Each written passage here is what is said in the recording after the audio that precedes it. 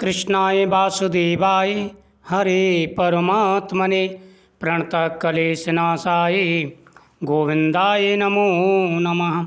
सत्य सनातन धर्म YouTube channel पर आप सभी का स्वागत है। मैथिल बोले कि हे ब्राह्मण, आपने कामदेव की स्त्री रति का चरित्र सुनाया। अब कृपा करके अशून्य शयन व्रत धारण करने की विधि कहिए। इसमें क्या दान होता है, कैसे पूजन किया जाता है तथा उसका क्या फल होता है। यह सुनकर सुखदेव कहने लगे, हे राजन, इसका विधान श्री हरि भगवान ने लक्ष्मी जी से कहा था। वह सब मैं तुम्हें सुनाता हूँ, जिससे श्याम वर्ण लक्ष्मीपति जगन्नाथ संपूर्ण पापों का नाश कर प्रसन्न हो जाते हैं। हे महीपते, सोने व चांदी की मनोहर मूर्ति बनावे, पीताम्बर धारण करा, सुंदर बनमाला से सजाए, पुष्पों और सुगंधित द्रव्यों से पुरुषोत्तम भगवान का श्रावण शुक्ल द्वितीया से 4 मास तक प्रतिदिन पूजन करें और ब्राह्मण को सैयादान अवश्य करें। ब्राह्मणी सहित भोजन करावे, फिर मार्ग शीर्ष आदि मासों में पूर्वत रक्तवर्ण हरि भगवान का रुक्मणी सहित ध्यान कर पूजन करें। ऐसे ही चैत्र मास से 4 मास तक भूमि पर आसन बिछाकर भक्ति से श्री हरि भगवान का पूजन करें और आषाढ़ की द्वितीया के दिन समाप्त करें। उस दिन अष्टाक्षर ओम नमो नारायणः इस मंत्र से हवन करें। मार्गशीर्ष आदि मासों में पारायण के दिन विष्णु गायत्री नारायणाय विद्महे वासुदेवाय धीमहि तन्नो विष्णु प्रचोदयात् इस मंत्र से हवन करें और भक्ष्य भोज्यादि 4 प्रकार के भोजन करें। चैत्रादि मासों में सहशीर्षः पौरुकः सहस्राख्य सहस्रपातः स भूमिगं सर्वस्तदस् इस प्रकार पुरुष सूत्र मंत्र से हवन कर पंचामृत खीर घृत पक्का मालपुआ भोग के लिए करावें और लक्ष्मी नारायण को स्नान करा बीच में श्री कृष्ण की सोने व चांदी की मनोहर मूर्ति रख भोग लगावें। फिर केशव नाम से ब्राह्मणों को भोजन करा के श्रद्धा अनुसार 2 वस्त्र और अलंकार से पूजन करके मालपुआ ब्राह्मण के निमित्त 12वें दिन दे। फिर पूर्व कल्पित प्रतिमाओं को संपूर्ण अलंकारों से आभूषित कर आचार्य को दे और सैया का संकल्प करें। ऊपर लक्ष्मी नारायण का विधिवत पूजन करें, कांसे का पात्र दे और ब्राह्मण को भोजन करावें। दान मंत्र, हे जनार्दन, जैसे आपकी सैया लक्ष्मी से शून्य है, वैसे ही केशव इस सैया दान से मेरी सैया शून्य हो। इस प्रकार भगवान की पूजा कर आप भोजन करें।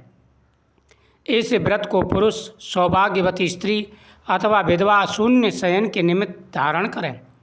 जो मनुष्य विष्णु धाम जाने की इच्छा करता है, उसको यह व्रत अवश्य करना चाहिए। इसके करने से जगन्नाथ भगवान प्रसन्न होते हैं, देव दुर्लभ कार्यों की सिद्धि होती है और अनेक प्रजाओं की वृद्धि होती है। अतः जैसे भी बने यह व्रत अवश्य करें। यह वर्णन हो गया, अब तुझे और क्या सुनने की इच्छा है वह बता।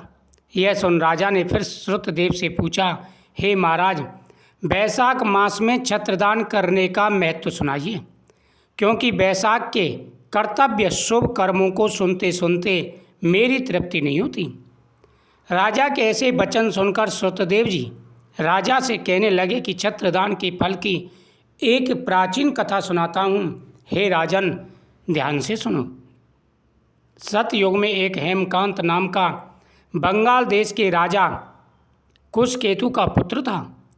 वह बड़ा बुद्धिमान तथा बलवान था। वह एक दिन शिकार खेलने गया। वहाँ घने वन में अनेक प्रकार के मृग और सूगरों को मारता हुआ थकने पर दोपहर को मुनियों के आश्रम में पहुँचा, जहाँ शतर्षि नामक ऋषि व्रत में मग्न समाधि लगाए ध्यान कर रहे थे। इससे उनको पता न चला कि आश्रम में कौन आया है। अतः ऋषि ने उठकर राजा का सम्मान नहीं किया। जिससे क्रोधित राजा उन्हें मारने को गद हुआ। तब ऋषि के 10 सहस्त्र शिष्यों ने उसे रोका। क्रोध में विगल होकर राजा कहने लगा, हे ब्राह्मणों, मैं थक गया हूँ, तुम मेरा आदित्य सत्कार करो, परंतु गुरु की आज्ञा के बिना क्या सत्कार करें। ऐसा शिष्यों ने सुन राजा ने उन्हें मारने के लिए धनुष उठा लिया और अत्यंत क्रोध कर बाण छोड़ने लगा। तब शिष्य भागने लगे।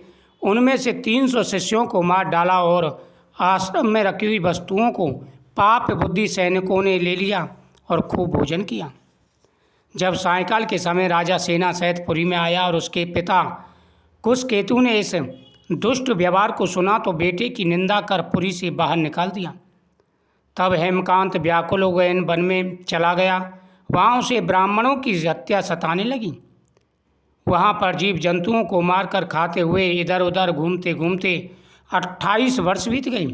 एक दिन की बात है, तीर्थ यात्रा करते हुए त्रित नामक महामुनि वैशाख मास में दोपहर के समय वन में आए। जो धूप और तृष्णा के मारे व्याकुल हो वृक्षहीन स्थान में मूर्छित होकर गिर पड़े।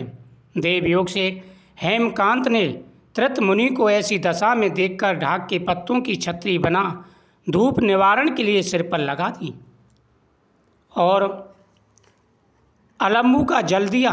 इस उपचार से मुनिवर को की मूर्छा जाती रही।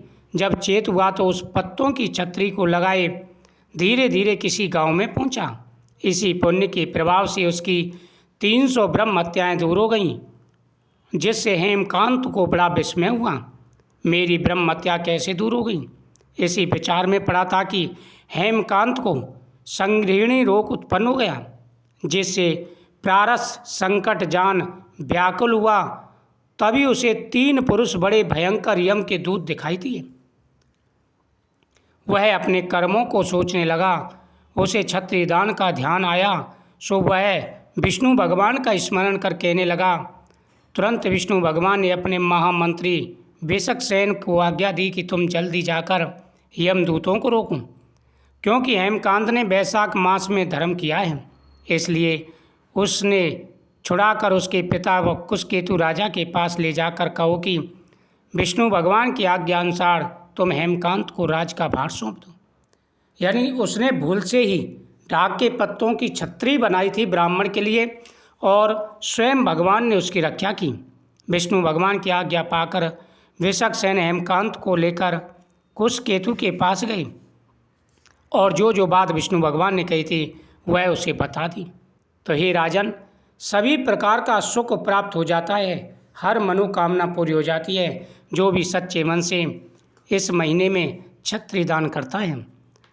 जिस प्रकार से हेमकांत की समस्याएं दूर हुई।